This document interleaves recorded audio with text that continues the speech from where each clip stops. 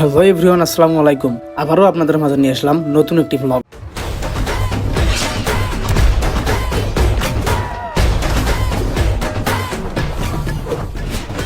আমাদের যাত্রা শুরু হয়ে গেছে সুন্দরবনের উদ্দেশ্যে, আর এই খুশিতে সবাই সবার মাঝে আনন্দ ভাগাভাগি করে নিচ্ছে। তো বন্ধুরা, সুন্দরবনের পথে যেতে যেতে আমাদের বাসটি কিছুক্ষণের জন্য বিরতি দিয়েছে।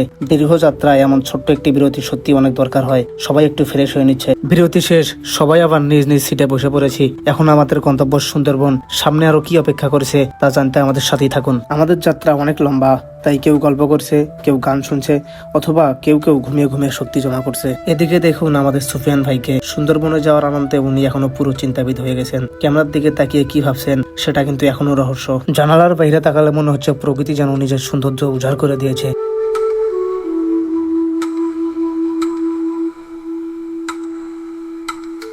এমন দৃশ্য দেখতে দেখতে কখন যে গন্তব্যে পৌঁছে গেলাম বুঝতেই পারলাম না।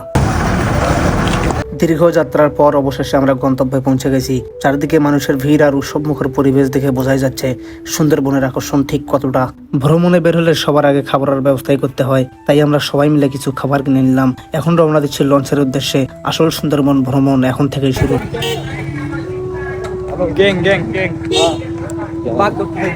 দেখতেই পাচ্ছেন বন্ধুরা, আমরা এখন লঞ্চের দিকে যাচ্ছি।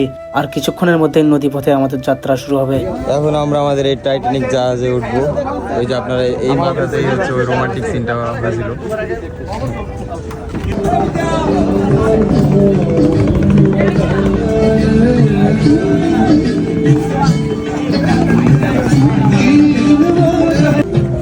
এটা কি আসে?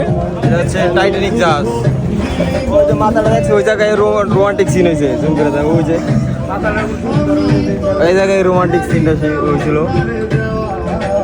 টাইটানিক ভাই কই যান?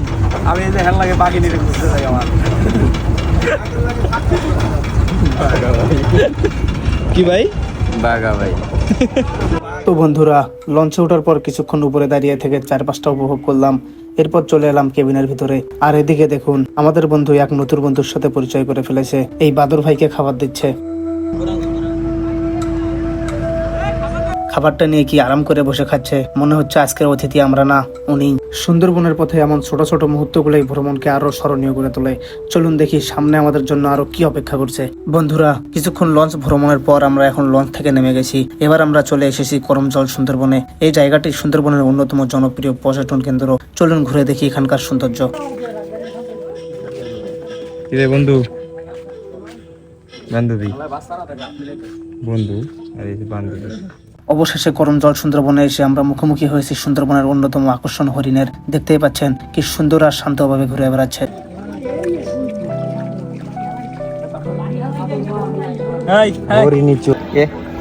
না না না না তোর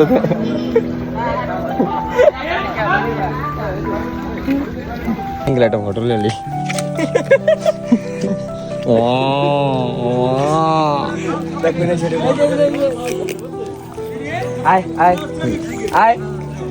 গায়ে তো ভালো শক্তি দোষ।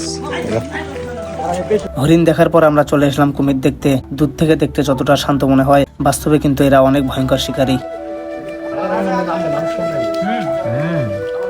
চলুন বন্ধুরা, সামনে আরো কি কি দেখতে পাই সেটা আপনাদেরকে দেখাই।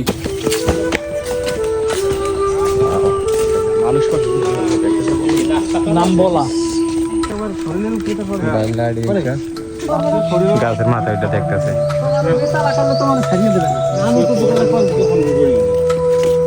কি করে বেড়া তো ওই আছে চিন্তাই গাড়ি।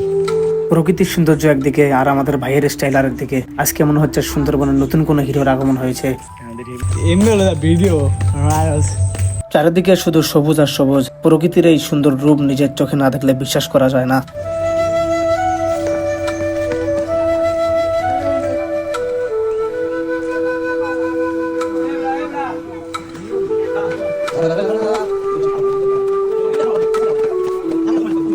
আমরা এখন করমজল সুন্দরবনের ওয়াচ টাওয়ারের উপরে উঠে এসেছি।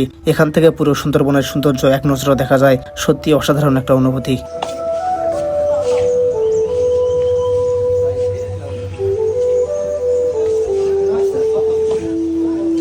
ও এই সাইডে সেই বাতাস। গরম জলের অস্টাওয়ার থেকে সুন্দরবনের অপরূপ সৌন্দর্য উপভোগ করার পর আমরা আবার নিচে নেমে এসেছি। এখন চলে এসেছি লঞ্চে। দিনটা সত্যি দারুণ কেটেছে। সুন্দরবনের অনেক সুন্দর সুন্দর জায়গা ঘুরে দেখলাম, হরিণ দেখলাম, কুমির দেখলাম, আরো অনেক সুন্দর সুন্দর স্মৃতি তৈরি করলাম। এখন ধীরে ধীরে বাড়ি ফেরার পালা। তবে তার আগে রয়েছে খাওয়া দাওয়ার ব্যবস্থা। সারাদিন ঘোরাঘুরির পর সবাই বেশ ক্ষুধার্ত, তাই সবাই মিলে একটু পেট পূজা করে নেওয়া যাক।